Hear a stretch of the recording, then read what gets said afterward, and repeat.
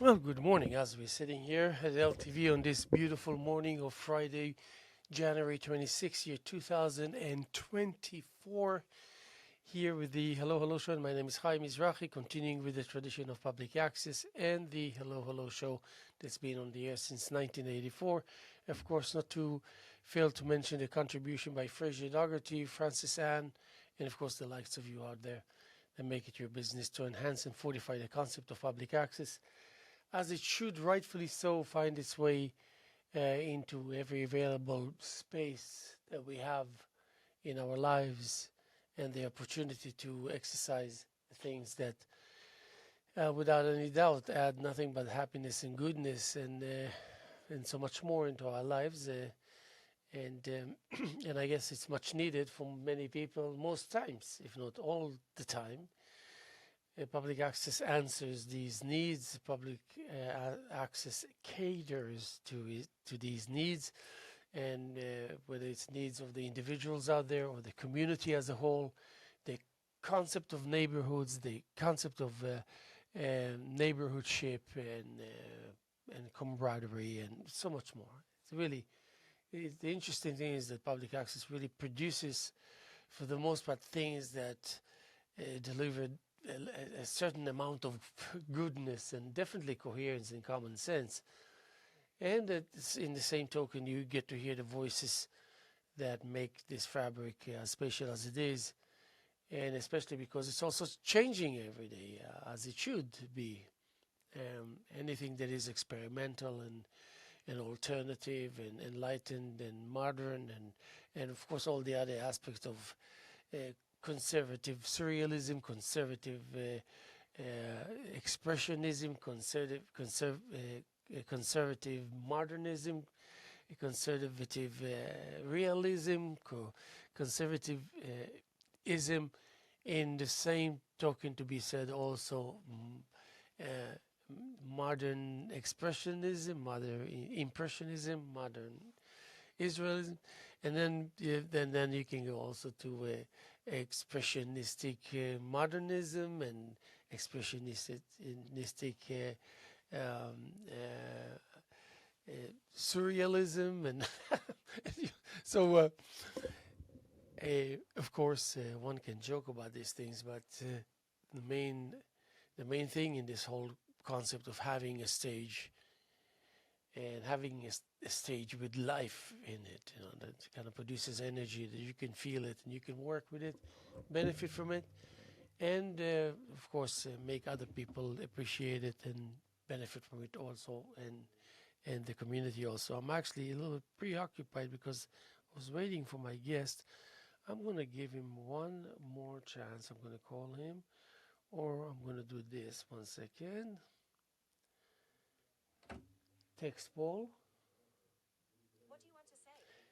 Hi, I'm here at LTV. I started the show already. Waiting for you if you want to show up. It's about 1 o'clock. Hopefully, I get to hear from you, or if not, at least call me. We can put you on the air through the phone. Okay, so that's that.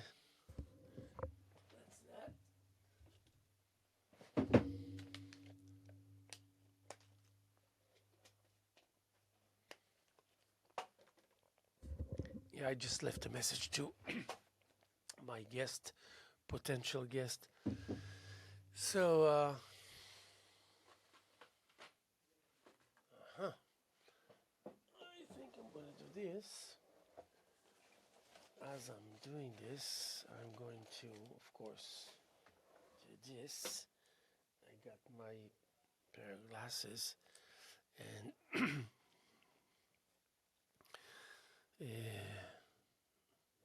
okay, that's pretty good. Yeah, that's pretty good. Let's see. What was it? It was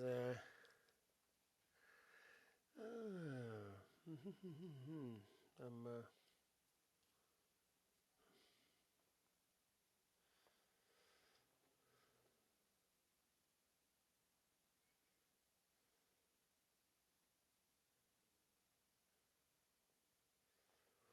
yeah.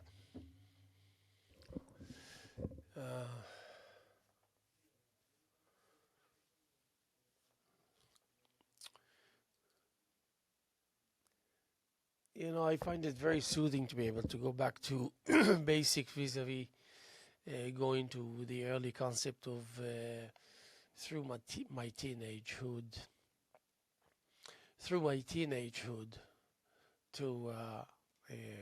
to introduce myself to the world of arts through rhythm, feeling that the rhythm can take me to the places that I need to get.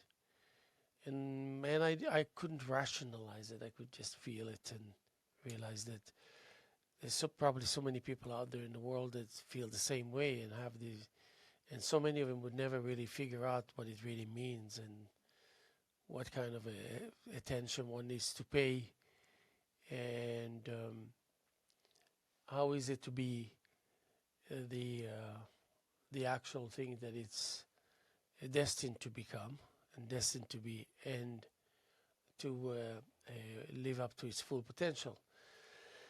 Unfortunately,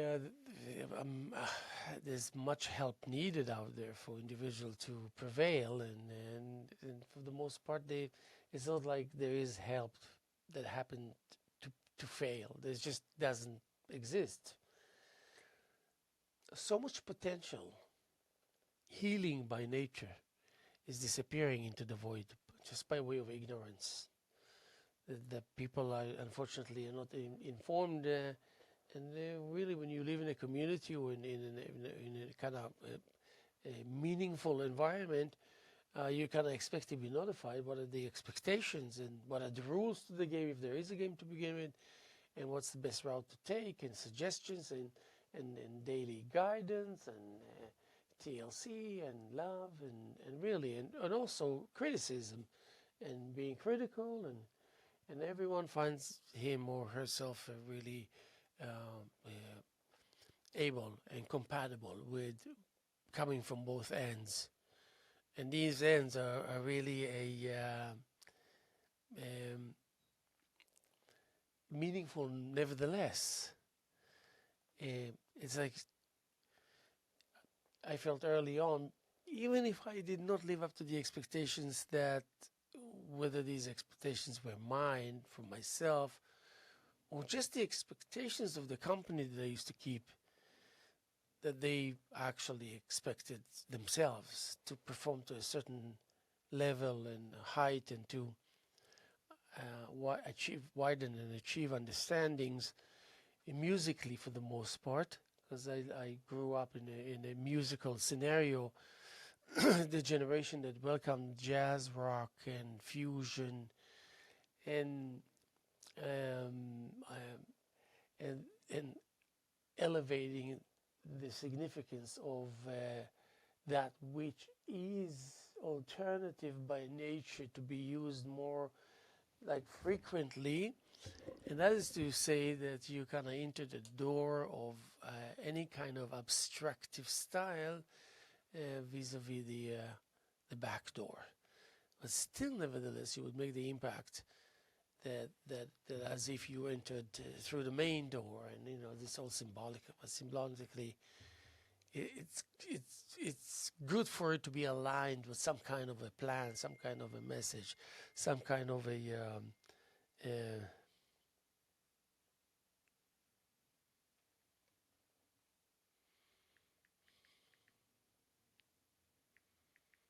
okay.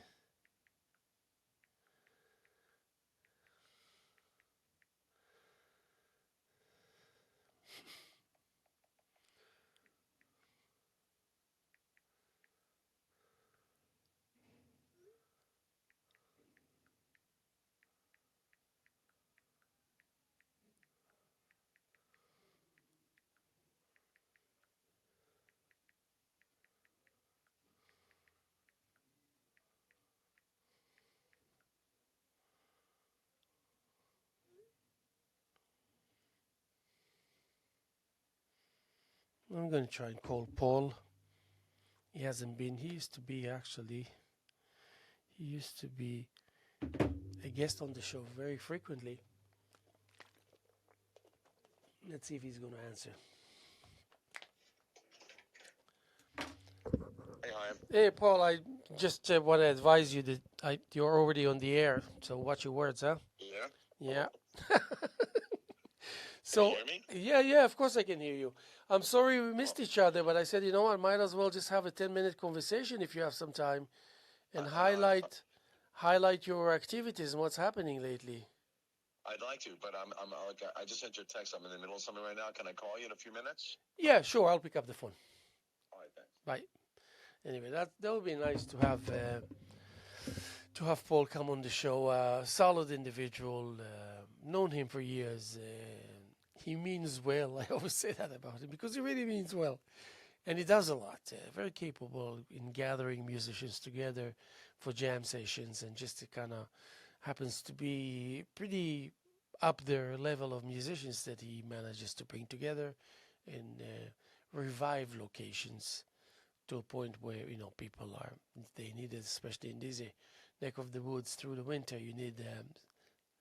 Um, you need that kind of activity. So anyway, speaking of the fact that I grew up to the background of music and musicians, and some people were doing 17 hours a day straightforward, out of which maybe 12 hours hands-on, hands-on practicing on the musical instrument. For the most part, I belong to this huge group of drummers, one of which was this is history in the making. This is Raphael Ben Aaron. In age 13, showed signs of incredible level of intelligence in playing an acoustic drum set and getting quickly into the realm of progressive drumming for progressive type of jazz and jazz rock that's being introduced into the era of the existing. That's Steve Rum. Hey, Steve, you're on the show, so you're on live on the air, so watch your words, huh? Oh, okay. Hi, how are you? Pretty good. So, I was just talking. It's interesting. I was just mentioning that as I was when I was becoming a young adult and growing up in the 70s in Jerusalem, there was a revolution, a musical revolution, especially in the jazz. Progressive jazz was introduced to rock, and the jazz rock was giving birth to, and then fusion, mixing different styles together and doing it on an international level was really first introduced in Jerusalem. Most of the new releases of the 70s of progressive music in America was actually distributed in Europe and in Israel first before they did it in the local markets here. So it was Oh, it's amazing. interesting. Yeah, I and grew up in Boston. In the 60s, I was in Boston, which started the whole folk music. yeah. But isn't it? And, It's amazing that you actually find. Just imagine that you and I we were to be born in East Hampton and and show signs of attraction and talent to art at age 7 and go for 60, 70 years, do nothing but absolutely pure, straightforward creating in an environment that's already full of this sweet well, history of heritage, artistic heritage. music is very interesting I because mean, that when would I be was a plus, by the way. You admit that would be a plus, no? Yes, I agree. But, it's interesting. I remember certain times in music, and I remember where I was, what I was doing, exactly what was happening the first time I heard a song by Elvis Presley. And there wasn't any real rock and roll out there. Were some songs by Gene Vincent and a few other people, but nothing that had ever really hit. And the first time I was a little kid. I mean, I was in a hobby shop, um, and I heard the song over the AM radio. There was no FM. It was AM radio, and it just hit me, even as a small kid, that wow, this was something totally different. That was one of the times. The second time was in 1960. I think probably, I don't remember the exact date, but I was in my car in Boston when I heard the Beatles for the first time. Oh my God. And I thought, wow, it had the same exact reaction that listening to Elvis Presley had, because everything was pretty much basically the same at that time. You know, all the music sounded, whatever band it was, it pretty much sounded the same, and nothing really fantastic came out. You had the Beach Boys and a bunch of other stuff like that, but then suddenly you heard the Beatles, and you remember exactly where you were at that time. And it's amazing how much music affects your life. Listen, I mean, I And can tell you about Stan Getz coming with Billy Hart to Jerusalem, mid 70s. I can tell you about Bush Rock with Richard T. and Kenwood Denard uh, coming as a house power trio from the heart of New York City and Los Angeles, coming to to Jerusalem. It was mind-boggling. Can you believe in mid 70s in Jerusalem? Weather report coming there. it, Return to Forever with Chick Corea. 3 times he came to Jerusalem, late 70s, early 80s. It was insane. It was unbelievable. well, I think we had the same experiences in different ways. I knew Tim Harden, Maria Muldaur personally, and they were sort of at the heart. I mean, it was small clubs in Boston. And the other thing that was really fascinating in Boston was because I had friends who lived in Roxbury, which was our equivalent in Boston of Harlem. It was all black. You just didn't go wandering into Roxbury on your own. You had to know somebody. And I had some friends, and we used to go to these small clubs, usually downstairs. You'd walk down a flight of steps, and man, you talk about jazz. Oh my God, it was just incredible, I have absolutely no doubt. incredible. I can relate. Yes, definitely. Absolutely. I mean, we we used to have what's his name? Mahavishnu came to Jerusalem. You know, friggin' Mahavishnu with John McLaughlin. That was insane, insane, insane. And I think what's his name? The great saxophone player that was originally with the Weather Report. He was from the West Coast. Anyway, incredible. The thing is that you would think mid 70s, I mean, late 70s, even in Manhattan was like kind of primitive times. Music here in the 70s sort of died out. I mean, you had the Beatles, who sort of stayed in the forefront, and but basically everything started to sound like the Beatles. All the English influences, all the English bands, everything that started flooding into the United States was simply because of the Beatles. And they were still really big in the 70s. I remembered that. I think the thing that really shook things up, and by the way, they just had a commemorative concert for Queen. More people listened and attended the concert. It was just held recently. 1.9 billion people Yeah. tuned into this concert that broke all records for any band ever. And I their mean, song Bohemian and Rhapsody, rightfully so, rightfully so. the more you listen to it, I have read music, I guess they're musicologists, people who study music, understand music, that sort of thing. And they have said that that song is the best written song, the most creative song, including the Beatles, of any song ever written in rock and roll. And the more you listen to it, the more you understand it, it's just astounding. Absolutely astounding. So, I think music, I don't know if our parents' generation listened to music. I mean, they had Frank Sinatra, they had a lot of really great singers. And, I have a record here of Caruso singing opera, but man, when you listen to Pavarotti, and then Pavarotti did some albums with Pavarotti and Friends with some great singers that sang with him, it sent chills up your back. It was incredible. So I think music, as much as art, has an influence on your life that just changes everything. And I can't imagine not having music as part of my life.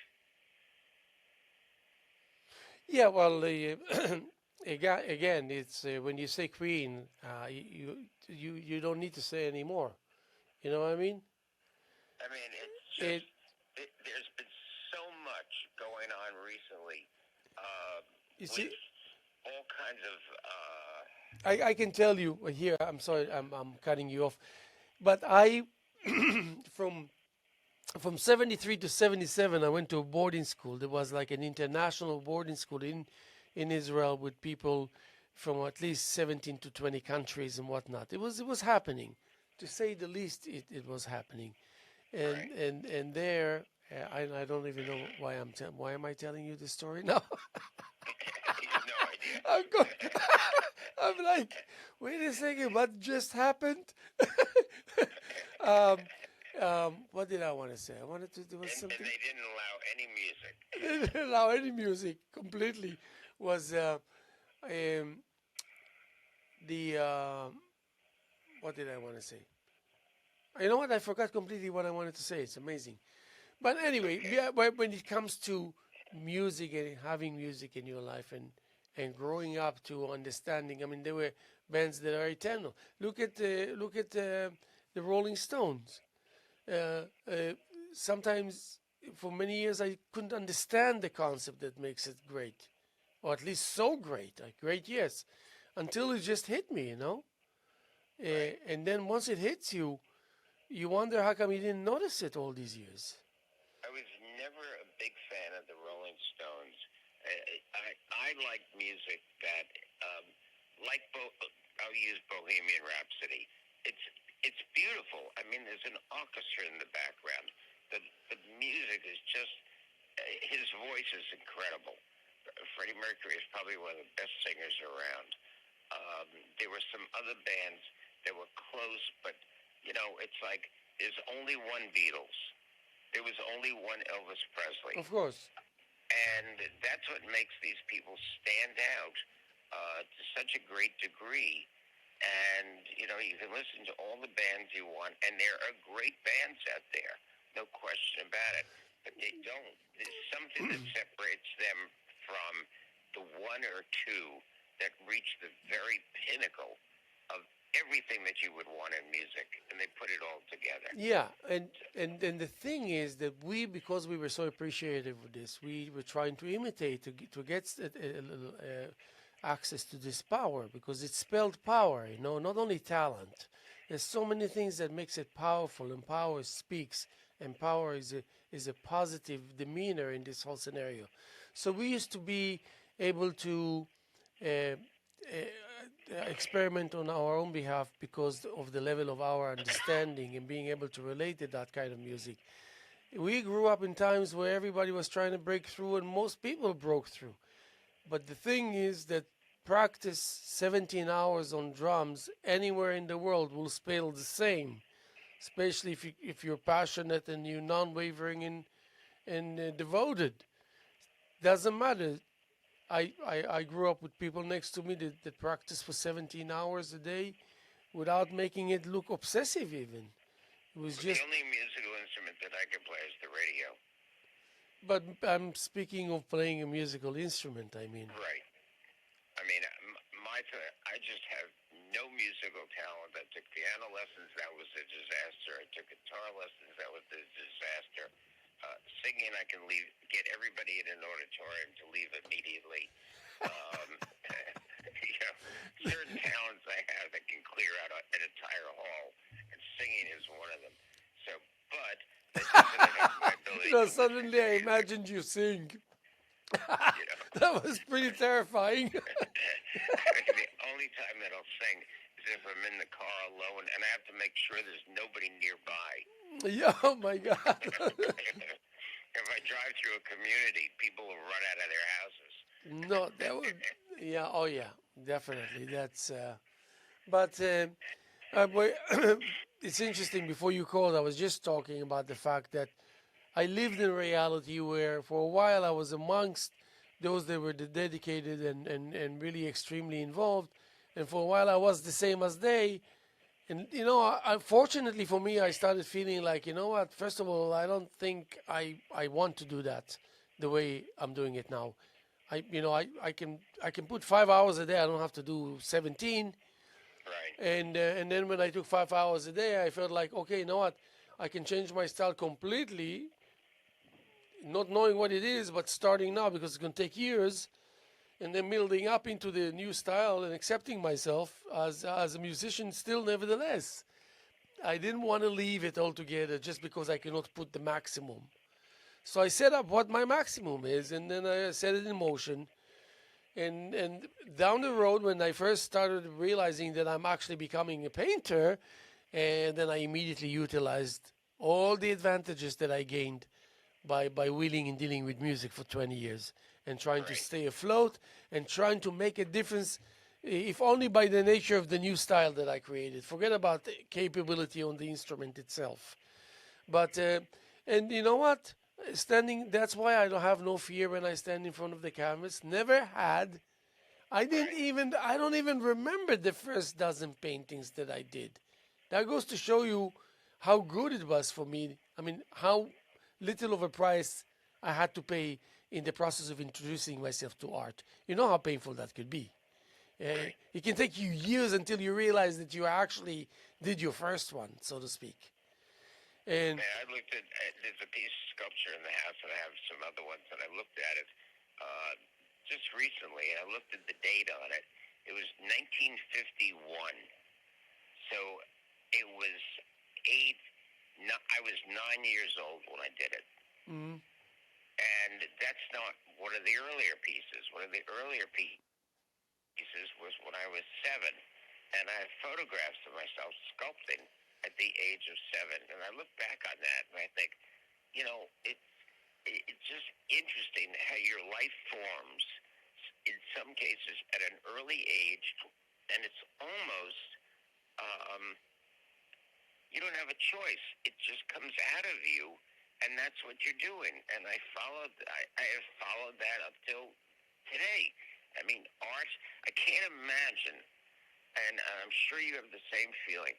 Can you imagine having a life without art in it, without the ability to create and being creative, oh, that and would not be doing painful. any of that? That would be painful.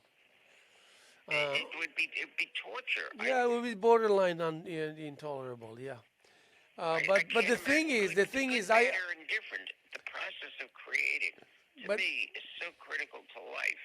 but that's the whole idea. It should become easier and easier to still be engaged, even when you're not the same person anymore.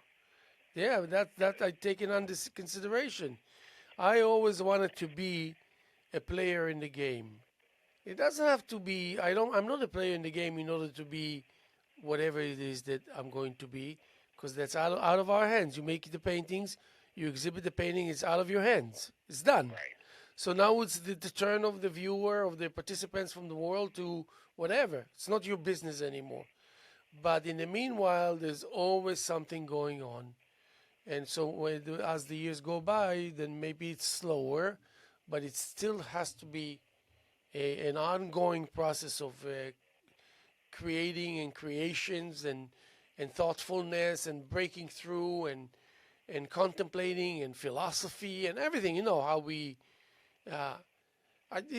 for example, if you take all the time that I put into the studio, it won't be amount to become much, but if you count the times, how many times a day I go to the studio, you'll be amazed.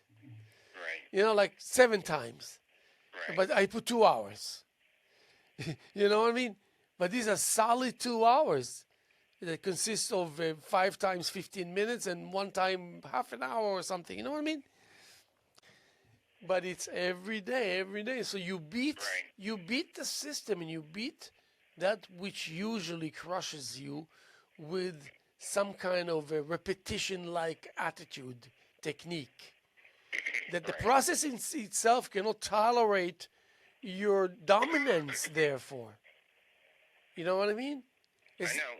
It's just like you're finding out something new, and quickly enough you realize that it's changing and changing and changing. You realize what is it becoming to be live. So sometimes it's fast, sometimes it's slow. And as artists, we want to imitate that. We want to, when we say use it, agree with me or disagree with me. When we say use it, are we like actually declaring it, preparing it, setting ourselves up, and then engaging? And that means taking this there, bringing here this, and bringing it together and facing the canvas? Or does it mean that it already happened long time ago? It's just that now we're realizing that it happened, but it's been in the game itself, but the game itself forever already. So it's a discovery, it's a recovery, and therefore discovery. Right. I think everybody has their own method of how they paint, when they paint, whatever it is, and one isn't better than the other. It's the process. You know, if you're not painting, you're thinking of painting. And that, to me, the creative process just goes on all the time. It doesn't stop. It doesn't leave your head. And, you know, whether you go into the studio every day for 2 hours or you go in once a month and you suddenly start painting and you don't literally leave until the painting is done, however you turn it out, everybody does it differently. And I think there's no right or wrong. You know, I don't know how other people paint. I've spoken to other people. They go into the studio once every couple of months and they do a painting or a sculpture or whatever it is. Other people work every day. It depends upon what your lifestyle is like, how you're feeling, what you're up to, what your creative process is. I mean, I look around and I can't believe the amount of artwork I have in this house. And in the basement, just stacked up. And each one, I know how many hours, days, and months it took to do the paintings. Yeah. So, yeah, but I know I can relate to every inch, every line, every gesture that you're describing now. Absolutely. But the thing is, with you, you know, I wish we could have, you know, it took us what? We know each other for over 20 years, I would say, easy. Now, it took us about, let's say, 2003, 2004, only when I was already doing art for 6, 7 years. Then I met you. And then it took another 5 years until you realized, okay, maybe there is something here, you know, and you realized that now maybe it's okay for you to lend a hand. And that's how we formed the relationship that actually the way it is today, you and I, is that you're giving me something that otherwise you wouldn't bother to even think that this will happen. You know what I mean? I understand. And in more ways than one, I have my influence on you, whether it's directly or indirectly. I know? agree. I totally agree. I remember I was on the phone with you, it was a month ago, and you mentioned something about the new canvas, the new painting, and how you cut it in half, and what all this. And then after a 20-minute conversation with you, all I remembered was I said I saw when he said that, it was like a picture in my mind. I saw it very clearly. Right. So I went to the canvas. The first thing I did is draw a line where I want it to be that divides the canvas into two uneven parts. And then when I did it, I realized, you know what I realized? I'm telling you the truth. I realized that this probably was one of the most difficult things I've ever had to do. You know? Why? Do you know why so?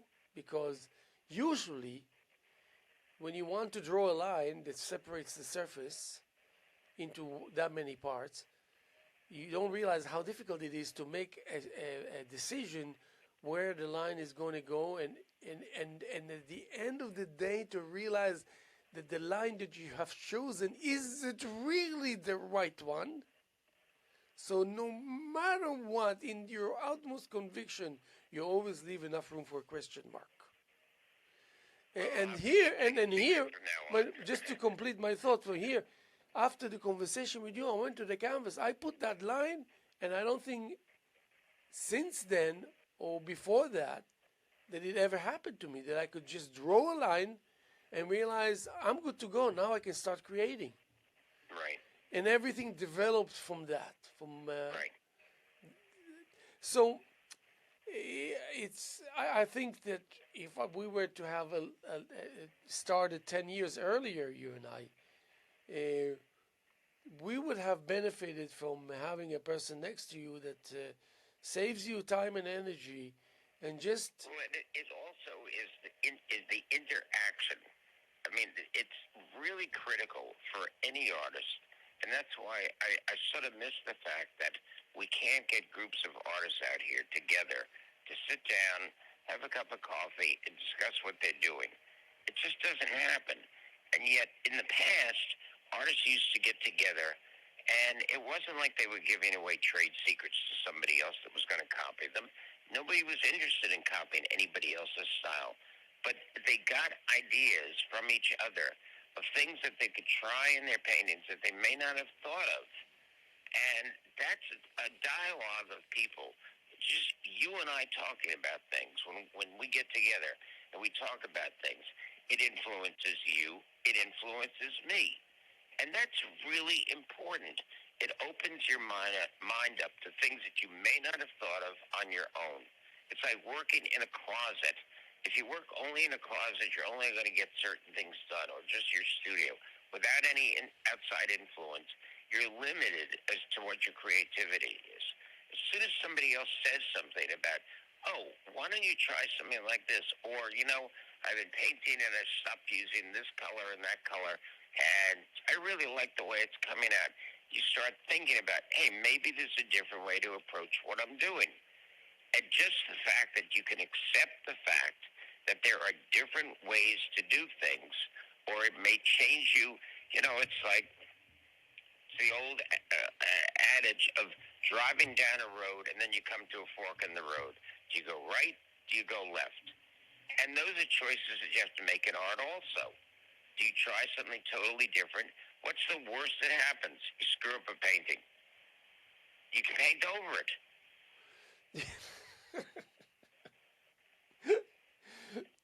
Listen, But you need outside influence. You need to have some sort of sense of just being locked into your own thoughts and your own patterns is limiting. If you go to a museum, you go to a gallery, and you see something that's really good, you take that with you, and you think, having gone to the Magritte show, there were things in there that really got to me. yes, And it's not that I'm using them in my paintings, but it just gives me an option of having a different approach to doing certain things. And yes, I think yes. that's all we're talking about when Yeah, we're talking yes, about the yes. artists. But also, it's the same like in music. When I decided when I was 18, you know what? I want to be a drummer. I mean, I am a drummer. I want to continue to be a drummer. I don't want to lose the interest and the curiosity and the desire. And I didn't find a way. I created a way to make that possible. So that means that you know that I play the drums, correct? Right. Can you comfortably call me a drummer? Um, From what you know about me drumming on every occasion you saw me. I put you as an artist first. No. But what I mean, but can you agree to the calling of that I'm a drummer? Haim is a drummer. Forget about not painting. You could say that comfortably, correct? Yeah. And you could say Haim is an artist. You comfortably, correct? Right. Okay, and you could say also Haim is a poet comfortably, would you? Right. Good. Yes. So what am I trying to tell you by that? That it started with music, and it could have happened to me like happened to so many people that I decided I can not do this anymore like this. Most people would say if I cannot do it like this, I don't want to do any of it. And there was nothing to convince them or to show them that actually there's a benefit in actually shifting a little bit and making slight bit of adjustments and still keeping in the game and the game changing together with you. And there's no way to fail here. I never saw a way to fail. Well, I did, but quickly enough I realized, well, no. So that decision with the drumming, with the music, succeeded, and then 7 years down, that many years down the road, I became an artist. I remember that because I felt naked. I'm not like you. You are exactly the opposite of me. You have education. You went to higher establishments that their business is to teach all the aspects of art, and you graduated and you taught and you have that, fine. Now I needed some kind of a drug that will completely help me shift my head from how miserable I should feel. Like I knew, like, who am I? And how can I justify being here? You know, it's something that didn't leave me, but it lasted only for a short while because I utilized my experience with that many years earlier that I managed to maintain my status as a musician. And so immediately I adapted, I implemented, and it was with poetry that always was alongside me. Think about the millions and millions and millions and millions of individuals that could be just like you and I. One that can have a lot of education and a lot of guidance and all this, and one that just kind of interprets his personality into the actual action painting, you know. And they're both, you know, operating on top of the world, you know. How many we're not living ever to see? Hey, listen, I have to go. I'm sorry I got to cut you off, but I've got to go. I've got some No, appointments. don't do that. Thank God, man. I had enough with you. We've had our quota for the day. No. It was a pleasant discussion and interaction. I appreciate it. Always. And soon, coffee. Absolutely. I'll call you later today and we'll figure out a time. Okay, my best regards to Lenore. You too. Take care. Bye-bye. Take care. Bye. That was Steve Rom.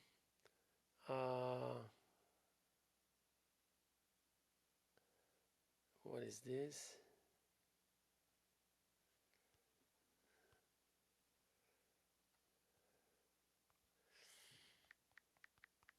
Okay.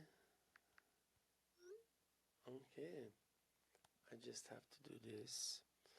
That was actually a nice discussion with let me just see this 1 second. I got my ears pierced. Oh my God, this is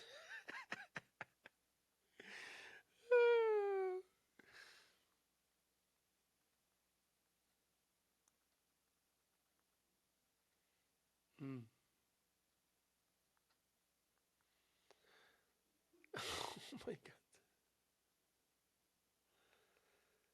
Okay, that's good. So, yeah, I'm just answering everybody, which is great. Yeah. So, as you see and as you realize, I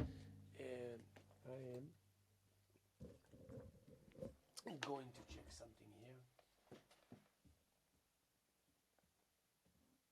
Okay, very good.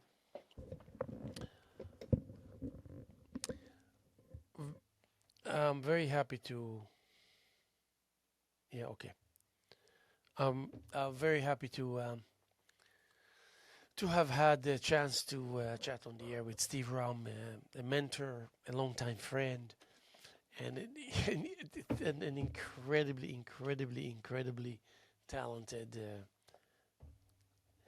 and smart individual, and so much more. I really love him and appreciate and respect him. So just wanted to. I wanted to see. Let's see if we can do that. ChatGPT.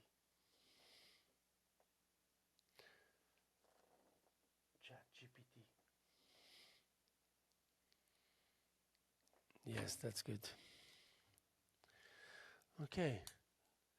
Let's see if I can.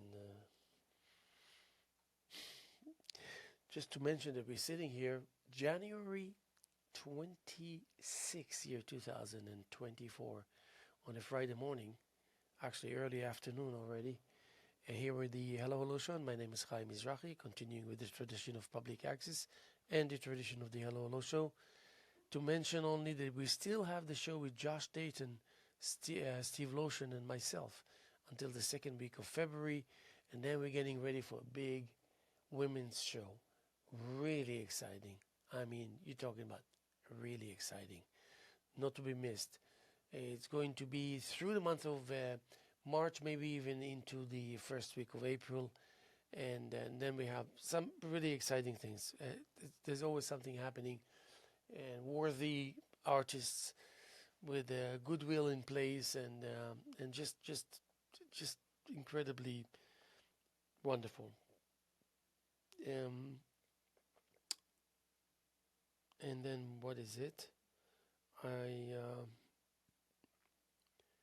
Oh yeah, okay, good. That's because I have something here that I can that I wanted to share with you, and maybe they won 100, yeah.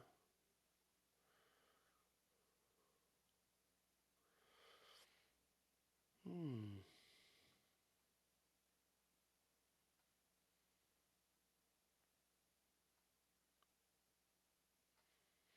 Oh, okay. Oh boy. Let's see.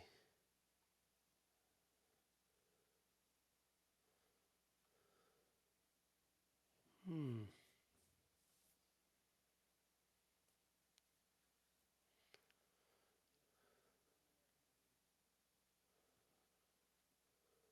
Oh yeah, I think I know what I'm gonna do.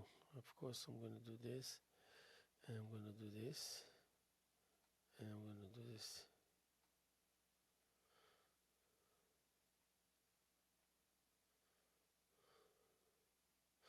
Got it. Yee-hoo. Okay, I'm just gonna go to 79. 79, baby. Let's see. Almost there.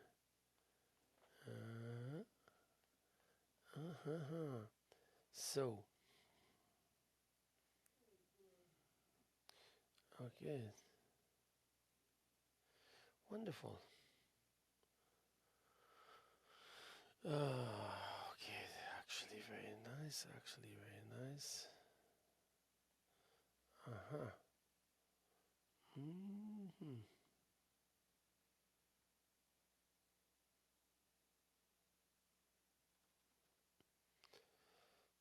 Mm-hmm. Yes.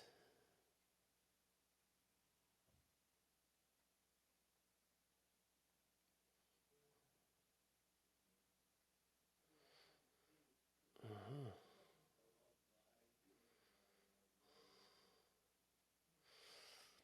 Yeah, that's ooh.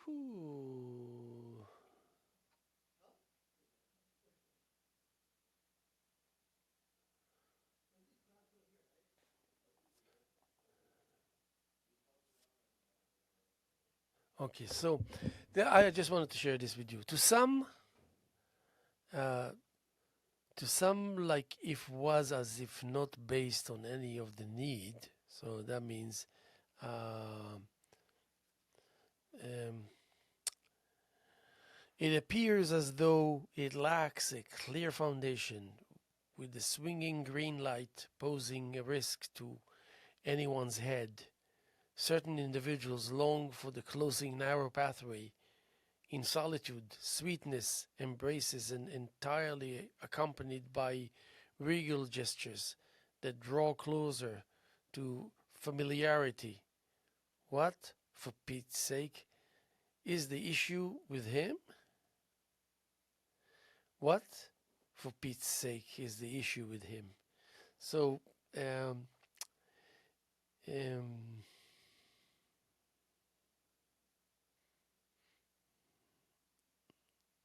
I just want to see if. Oh, really? Oh my God. So, um, it appears as though it lacks a clear foundation, with the swinging green light posing a risk to anyone's head. Certain individuals long for the for the closing narrow pathway. In solitude, sweetness embraces and entirely accompanied by regal gestures that draw closer to familiarity.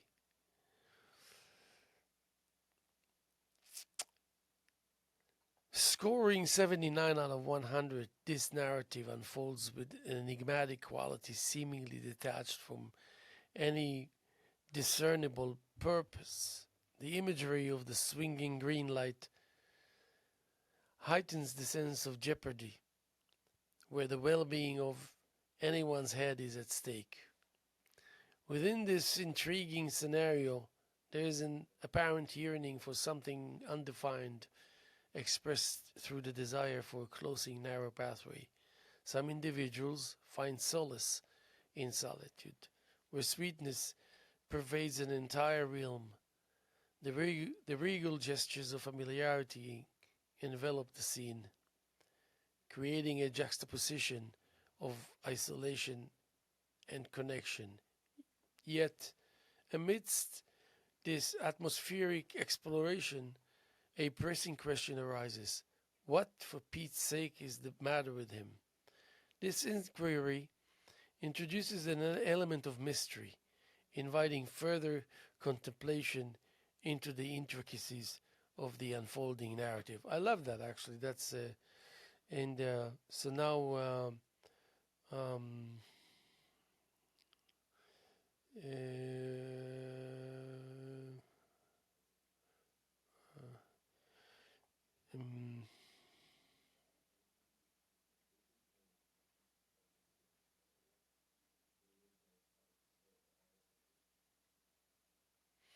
yes.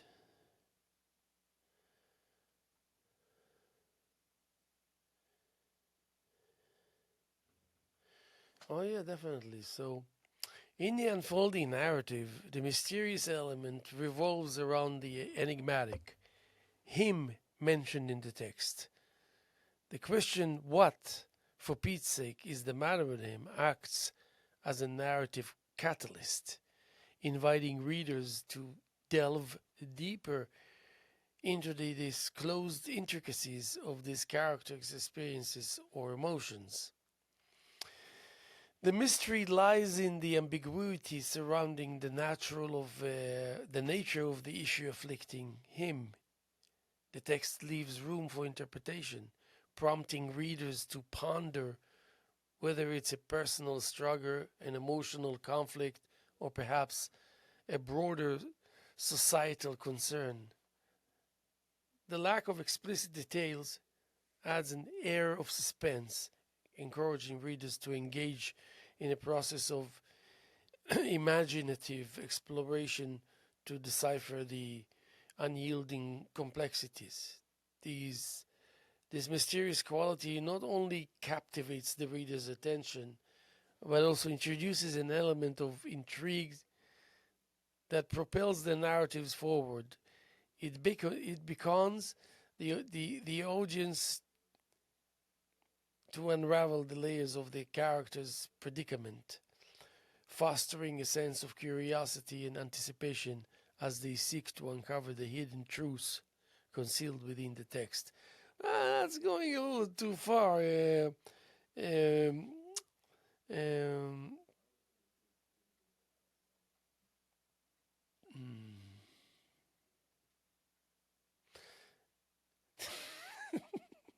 so it's oh man, really? Are you serious? Um, Scoring a solid 79 out of 100, our tale unfolds like a mystery novel written by the perplexed detective. The swinging green light plays the role of mischievous accomplice, putting everyone's heads at risk, apparently. Safety isn't its strong suit. In the midst of this chaotic scene, some characters seem to long for a narrow pathway, perhaps unaware that it's the scenic route to confusion. Meanwhile, in splendid solitude, sweetness wraps around like a comedic cape, embracing an entire realm with a flair for the dramatic. And then, like a character in a sitcom, we pose the question, what on earth is the matter with him? For Pete's sake. It's like the punchline of a cosmic joke leaving us all scratching our heads and wondering if there's a laugh track playing in the background.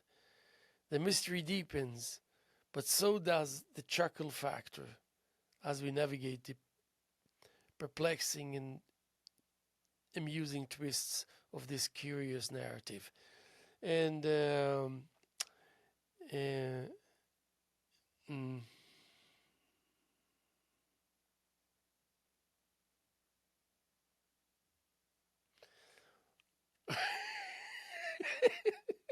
okay, I think, wait, let's see. Okay, we got 4 minutes, but this is it. And as the curtains of uncertainty draw close, leaving us hanging on the edge of revelation, we are left to ponder what, for Pete's sake, is the matter with him. The enigma persists, casting a shadow over the narrative, a lingering suspense that echoes in the dramatic silence of the final word, profound and unresolved. We're going to be here tomorrow as much as we were here yesterday and as much as we're here this late morning, early afternoon, Friday, January 26th, year 2024, here with the Hello Hello Show. And my name is Haim Mizrahi, continuing with the tradition of public access and, of course, the tradition of the Hello Hello Show that's been on the air since 1980, believe it or not. We know you're out there doing your best, and we appreciate that. We wish you happiness and safety and well-being, common sense, and just that the right demeanor for you that will soothe you and therefore encourages you to be creative. Have a beautiful weekend.